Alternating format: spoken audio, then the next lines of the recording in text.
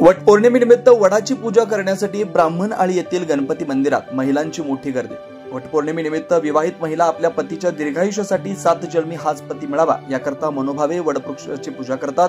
भिवंडी शहरात सुद्धा सकाळपासूनच महिलांनी वडाची पूजा करण्यासाठी ठिकठिकाणी मोठी गर्दी केली होती। तर अनेक महिलांनी ब्राह्मणआळी येथील गणपती मंदिरात कुंडीमध्ये लावलेल्या वडवृक्षाची मनोभावे पूजा केली।